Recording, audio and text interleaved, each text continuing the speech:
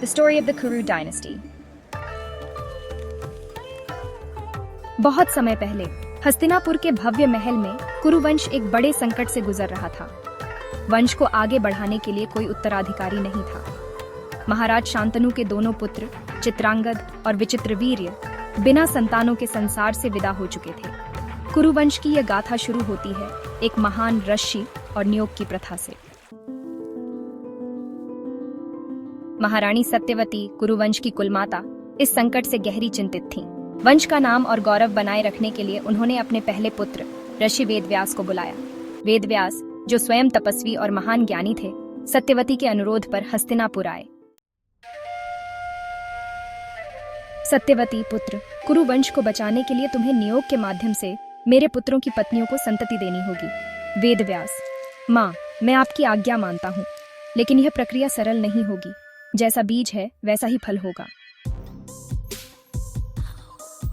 पहले ऋषि वेदव्यास ने विचित्रवीर्य की बड़ी पत्नी अंबिका को बुलाया, लेकिन वेदव्यास के गंभीर और तेजस्वी रूप को देखकर अंबिका भयभीत हो गई और अपनी आंखें बंद कर लीं। इसके परिणाम स्वरूप उनका पुत्र नेत्रहीन पैदा हुआ, जिसे धृतराष्ट्र के नाम से जाना गया।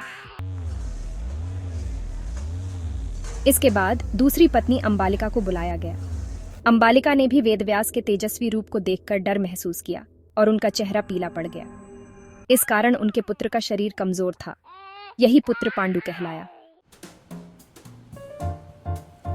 जब सत्यवती ने देखा कि दोनों पुत्र किसी न किसी दोष से ग्रस्त हैं, तो उन्होंने एक दासी को भेजा। दासी विनम्र और निर्भय होकर वेदव्यास के पास गई। इस कारण एक अत्यंत बुद्धिमान और धर्मात्मा पुत्र का जन्म हुआ, जिसे विदुर के नाम से जाना गया। धृतराष्ट्र ने नेत्रहीन होकर भी राजकाज संभाला, लेकिन अपने पुत्रों के प्रति मोह में फंस गए।